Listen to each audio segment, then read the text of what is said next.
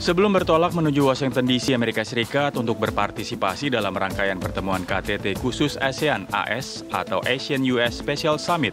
Selama 2 hari, Presiden Joko Widodo pada Senin kemarin membuka rapat paripurna kabinet. Dalam rapat tersebut, Presiden memberikan wejangan kepada jajaran menteri kabinetnya agar bekerja sesuai koridor tugas mereka. Presiden meminta jajaran kabinetnya untuk fokus pada tugas masing-masing menjelang dimulainya tahapan pemilu 2024. Yang berkaitan dengan tahapan pemilu 2024 yang sudah akan dimulai pertengahan tahun ini, saya juga minta menteri, kepala lembaga agar fokus betul-betul bekerja di tugasnya masing-masing. Agar agenda-agenda strategis nasional yang menjadi prioritas kita bersama itu betul-betul bisa kita pastikan terselenggara dengan baik, pemilu terselenggara dengan baik, lancar dan tanpa gangguan. Ini menjadi kedua kalinya dalam waktu 1 bulan, Presiden mengingatkan menteri-menterinya untuk fokus bekerja dan tidak terganggu dengan agenda politik terkait pelaksanaan proses pemilihan umum 2024.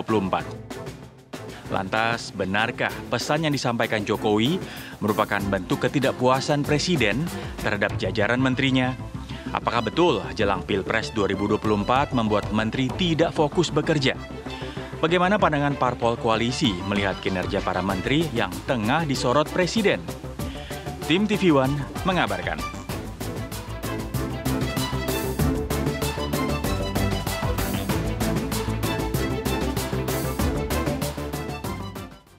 Dalam sebulan sampai 2 kali, Presiden Jokowi ini kemudian memberikan sentilan atau setidaknya menegur, mengingatkan mungkin ya bahasa yang lebih bijak para menteri di kabinetnya. Seperti yang terakhir tadi sudah Anda dengarkan bahwa saya minta menteri, kepala lembaga agar fokus betul-betul bekerja di tugasnya masing-masing. Itu disampaikan oleh Pak Presiden Jokowi. Apakah betul memang di masa-masa ini menjelang memang awal dimulainya pemilu 2024 sudah banyak jajaran menteri yang punya tujuan tertentu di pemilu mendatang? Sudah nggak 100% fokus, sudah nggak 100% konsentrasi dan juga berbagi pikirannya dengan agenda pribadinya atau malah mungkin ada yang mendompleng. Betul melakukan apa yang diperintahkan oleh Pak Presiden Jokowi, betul memang melakukan tugasnya sebagai seorang menteri, tapi juga di sisi lain sambil melakukan kampanye ataupun juga membentuk pencitraan diri. Dan tujuannya ya sama saja untuk menuju pemilu 2024 mendatang. Dan untuk bisa membahas mengenai hal ini sudah hadir para narasumber baik secara langsung dan juga melalui daring untuk bisa terlibat dan juga memberikan pandangannya mengenai hal ini.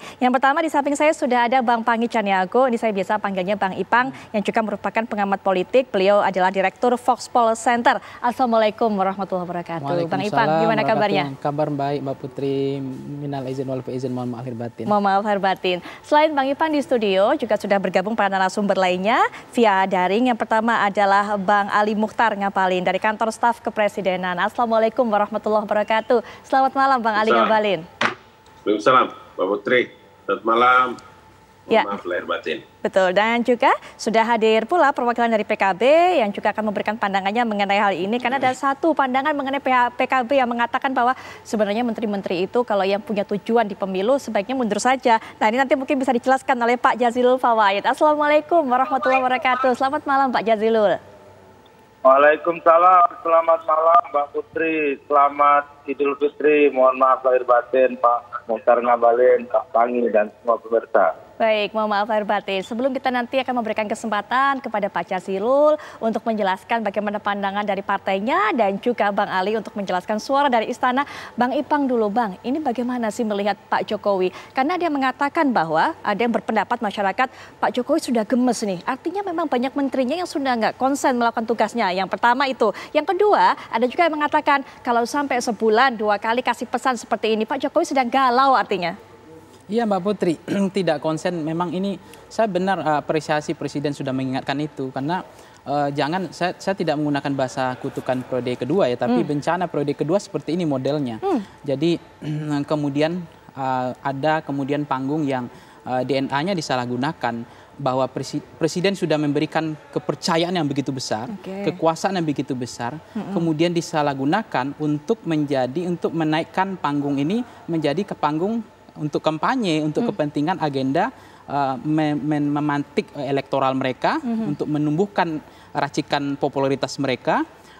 Ini menjadi masalah kalau kemudian presiden kan mengatakan ayo bantu saya untuk fokus menyelesaikan program-program strategis agenda strategis nasional, prioritaskan.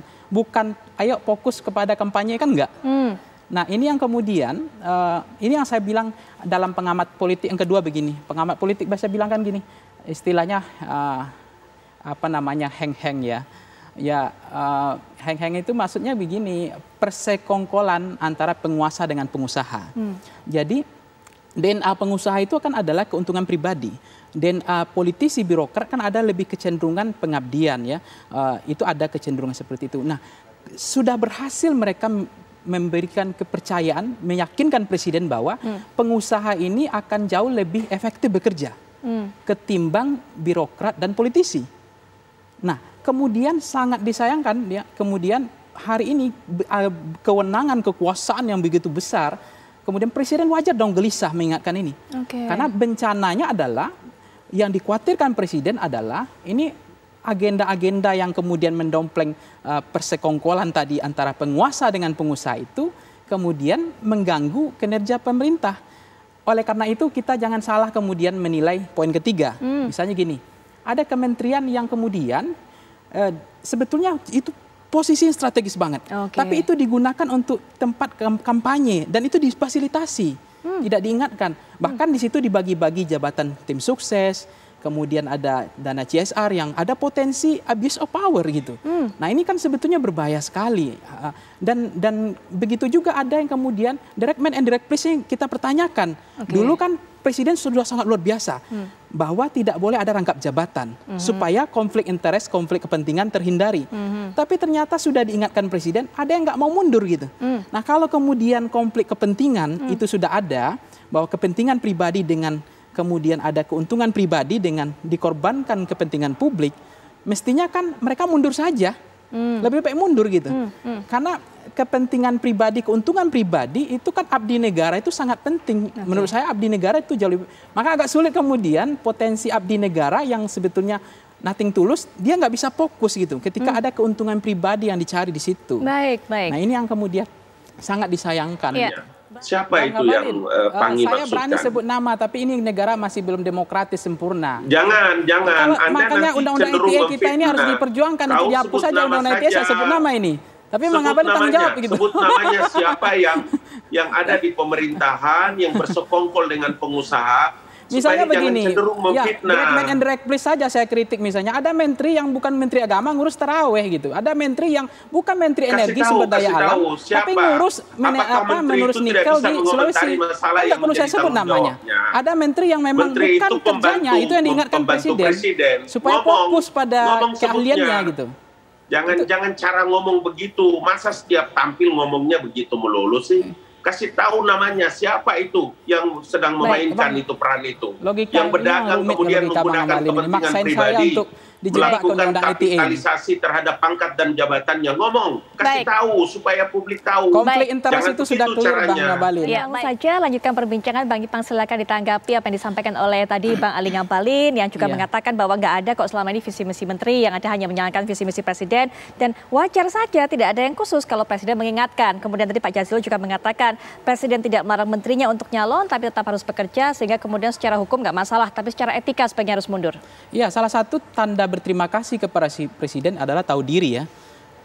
Model tahu diri itu adalah dia mengerti apa yang sebetulnya bahwa sesuai dengan Undang-Undang Nomor 39 Tahun 2008 bahwa visi menteri adalah visi presiden, tegak lurus sama presiden, loyalitas tunggal, tidak ada agenda-agenda lain, apalagi cita-cita pribadi, atau kemudian ini menjadi ajang kampanye, peluang untuk kampanye di 2024. Kemudian yang saya sebut Kementerian Santerklas tadi, yang bagi-bagi jabatan tadi. Saya nggak perlu sebut nama, semua orang udah tahu kok gitu. Yang namanya jabatan-jabatan yang dibagi. Kenapa Bang Ngabalin tendensi memaksa saya untuk sebut nama itu? Maksudnya ini kan kemudian kalau kemudian apa yang dibilang oleh Fahri Hamzah, misalnya ex ketua DPR bilang bahwa ada Kementerian Santerklas itu yang kemudian tugasnya untuk menutupi kelemahan itu dia bagi-bagi jabatan tim sukses semua. Kemudian CSR digunakan, ada potensi maksud saya ya, abuse of power untuk penyalahgunaan kampanye. Nah itu yang kemudian yang dikhawatirkan oleh Presiden itu justru akan mengganggu agenda prioritas nasional, kebijakan strategis nasional. Itu saja. Dan ucapan salah satu berterima kasih itu adalah Presiden harapkan jangan sampai ini akan menjadi bencana bagi Presiden, karena Presiden punya janji sama rakyatnya. Presiden punya tanggung jawab kepada rakyatnya, karena menteri adalah loyalitas tunggal, tegak lurus kepada Presiden, maka tidak ada visi lain, tidak ada cita-cita lain, tidak ada agenda. Makanya kemudian yang namanya peng-peng itu ya, penguasa dengan pengusaha itu saya ragukan pengabdiannya. Karena lebih cenderung DNA keuntungan pribadi dibanding DNA pengabdiannya. Baik, Bang Ipang. Dan tidak bisa loyal. Bang Ali, silakan. Canggih, saya tidak persoalkan itu. Yang saya mau bilang itu, siapa menteri yang kau maksudkan bersekongkol dengan pengusaha, bagi-bagi itu segala macam, sebut namanya, itu yang saya maksudkan. Supaya jangan difitnah. Kan kita orang berilmu. Anda kan dokter. Gini, Bang, logika kita kalau begini, tunggu dulu. Lanjut dulu. Tadi Anda bicara saya dengar. Kalau ente sebut tentang orang itu bersekongkol dengan penguasa dan segala macam tadi itu yang saya mau kau sebut namanya, supaya jangan memfitnah. Bagaimana mungkin ada menteri dalam jabatan politik kemudian malah, makanya tadi saya bilang jangan membuat premis, jangan membuat, dengar dulu, jangan membuat premis, jangan membuat kesimpulan seenak perutmu. Kemudian maaf, saya jelaskan lagi Bang Abalin, Abang salah memahaminya. Penguasa dengan pengusaha itu yang saya maksud, bukan orang yang berbeda, Bang. Dia menteri pengusaha, sekalian dia politisi gitu loh. Jangan membuat premis, jangan menuduh ini Abang orang. Salah memahami saya. Penguasa dengan penguasa itu satu orang, bukan dua orang. Kalau orang bersekongkol, kau sebut namanya. Supaya jangan memfitnah.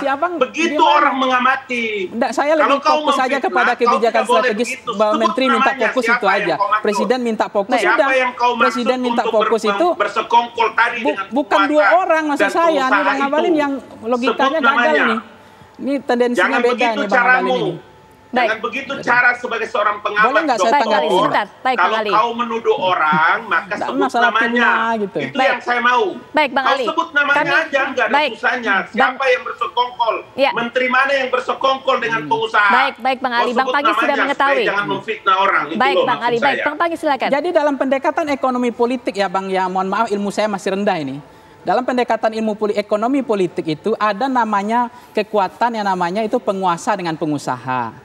Nah, yang saya maksud di sini itu satu orang, dia adalah pengusaha yang dipercaya oleh Presiden, sudah bisa meyakinkan Presiden bahwa pengusaha ini jauh lebih bisa bekerja lebih efektif ketimbang politisi dan politik.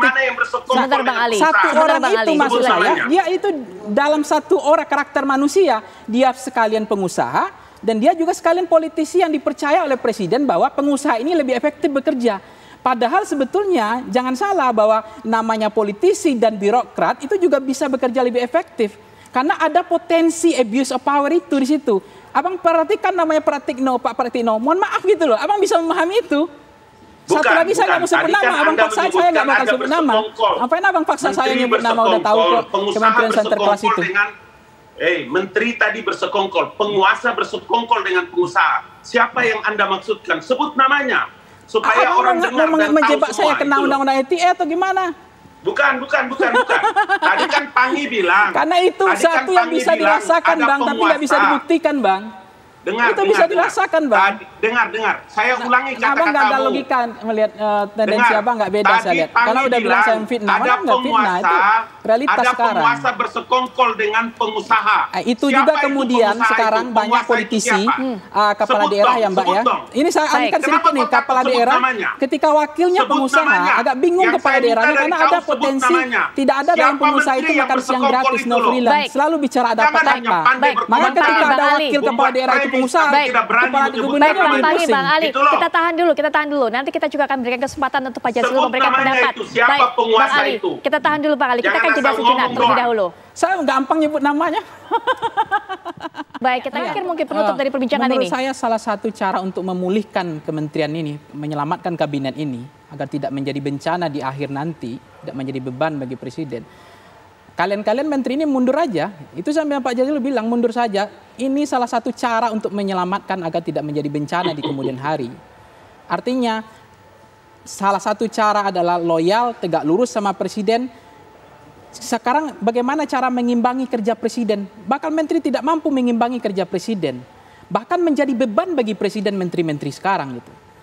Nah, ini yang menurut saya fokus tadi kepada apa yang diminta oleh presiden, bukan fokus kampanye, tapi fokus kepada kebijakan-kebijakan strategis nasional yang sudah menjadi target.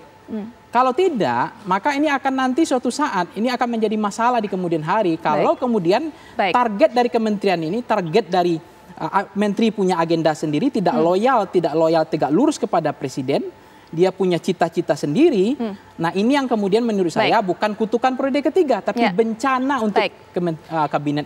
Baik, karena keterbatasan waktu juga, maka usai sudah perbincangan ini di segmen ini. Terima kasih Bang Chaniago, terima kasih Bang Ali Ngabalin, Pak Jazilul juga terima kasih, para narasumber terima kasih meluangkan waktunya untuk bisa memberikan pandangannya mengenai hal ini. Dan pemirsa, kami akan jeda sejenak, saat itu kami akan kembali dengan kabar-kabar menarik lainnya saat lagi.